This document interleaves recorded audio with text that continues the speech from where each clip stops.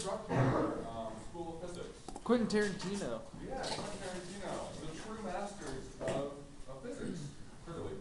So we're going to work through a little example, which will clearly demonstrate how people will get knocked flying off their feet and go across the room. Well, I've seen a pretty cool video of a sniper shooting through like a block, and then the guy, all you see is like the guy fly back and blood all over. It's very cool, very real. All right, so here's what we got. We're going to have a shotgun. We're going to shoot buckshot just to make sure we get full elastic collision. Because if we had a slug, we might over-penetrate. It would be an elastic collision because the slug would be going through. I want both masses to be going at the same rate of knots out of the collision. So that's why we're going to go with buckshot. All right, so we got 1 ounce of buckshot. And it's got a muzzle velocity. We'll just assume that there's no air resistance. This is also the impact velocity at 1,200 feet per second. All right. Now, we are the movie hero naturally, and we are shooting the movie villain, who is charging towards us with a knife, let's say, something like that.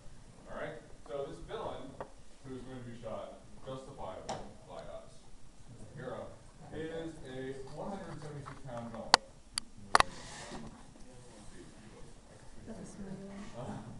So a 176-pound villain, and the villain is running towards us with a knife, like I said. So 176-pound villain running towards us, hero, heroine, maybe misspelling heroine, running towards us at 10 miles an hour. Okay? Now, the question is, just how fast is the villain going to be flying back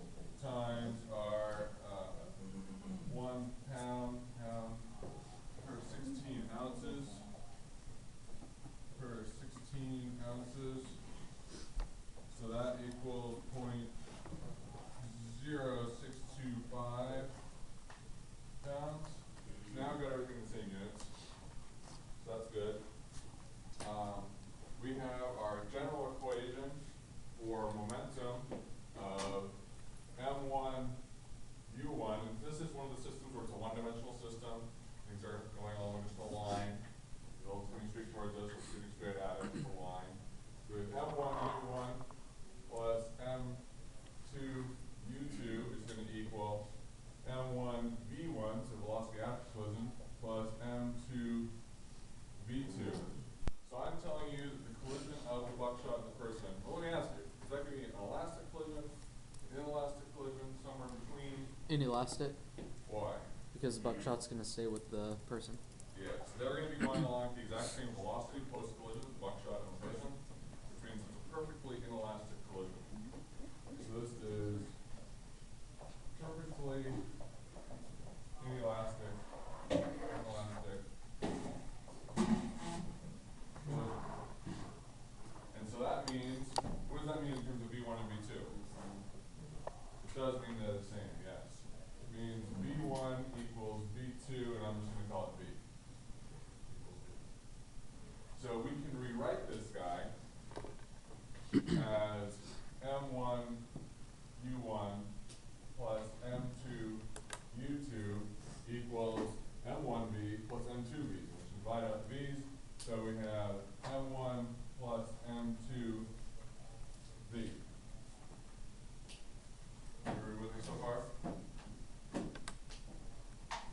And so V, what is V? Just describing. Describing the situation, what's happening. You're shooting the bad guy. What is V? Velocity after collision. Yeah, it's the velocity of the bad guy wearing the buckshot after the collision. And so, if we were to, we're going to have to set these up with the correct signs.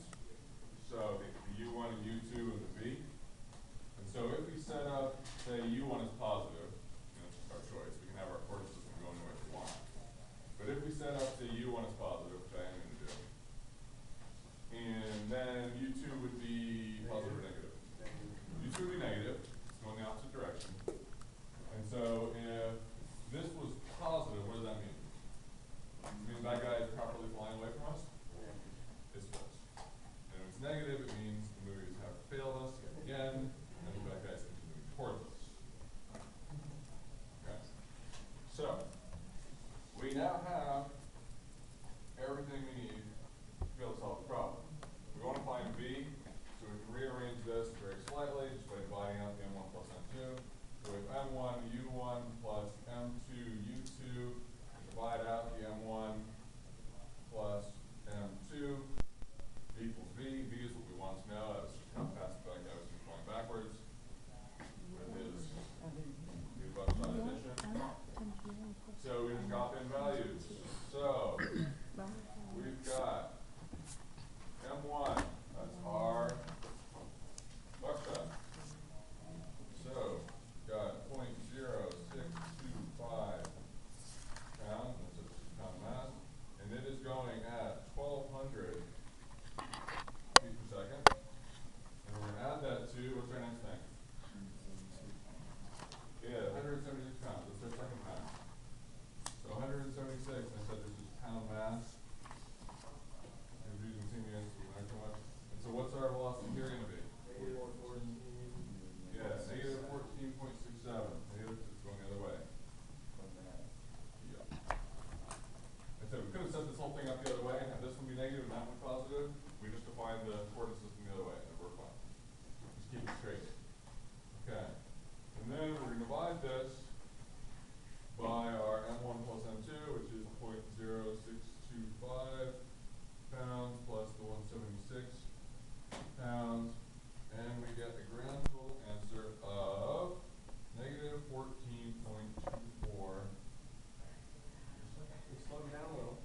We did slow him down a little bit. Needed like 100 more times if I stopped. It's going to have to be more than 100. It's going to do. Move it up to the